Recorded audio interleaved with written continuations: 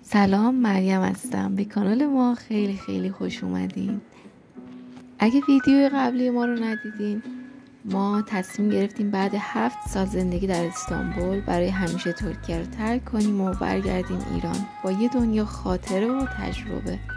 همه چی رو جمع کردیم و با چند تا چمدون برگشتیم ایران. بعد از برگشتنمون اولین قدم خریدن ماشین بود، چون بدون ماشین رفت و آمد واقعا سخت.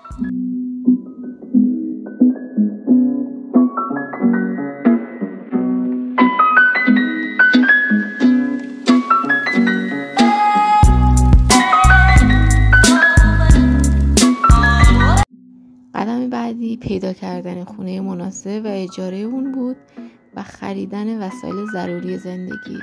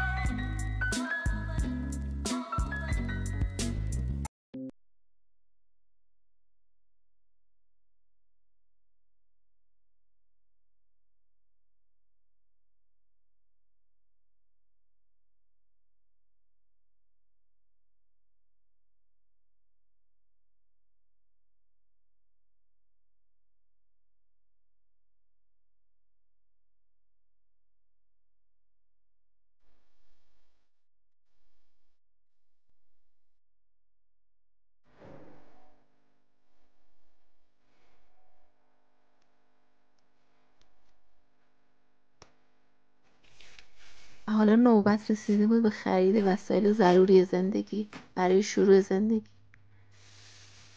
آروم و کم کم، چون شروع از صفر واقعا سخته و از نو همه چی رو دوباره گرفتن.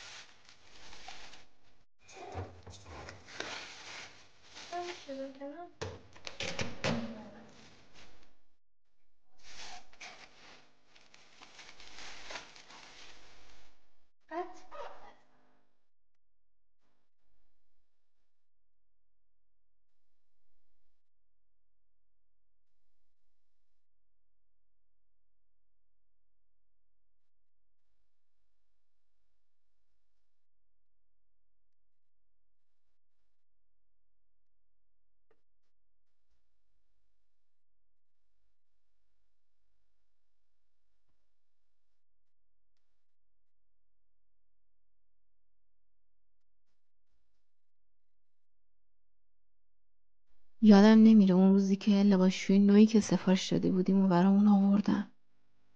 وقتی جعبه رو باز کردیم دیدیم لباسشوی مشکل شرکتی داره و ضربه خورده و داغون بود.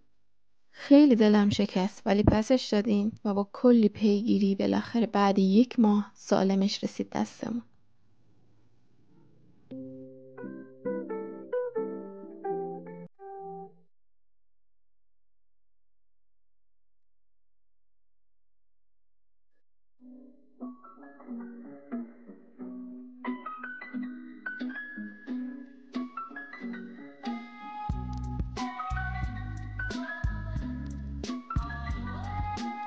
در کنار همه این کارا مهمترین دغدغمون اهورا بود و درس و مدرسش، چون که اهورا مدرسش رو کلا خارج از ایران شروع کرده بود و بزرگترین مشکل ما هم این بود که اهورا نوشتار ایرانی به هیچ وجه بلد نبود.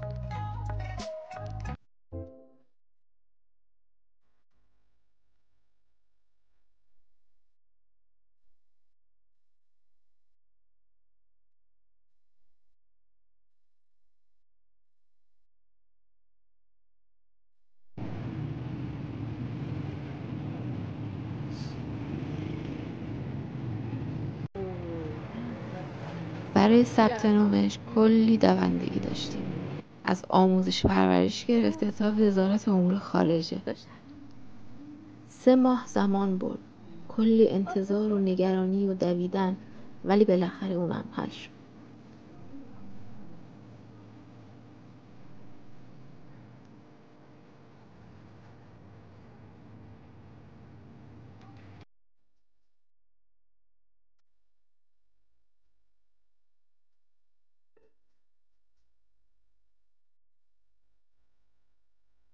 بعد از اون همه فشار یه سفر کوچیک رفتیم تا خستگیمون در بره و بتونیم دوباره پر انرژی شروع کنیم.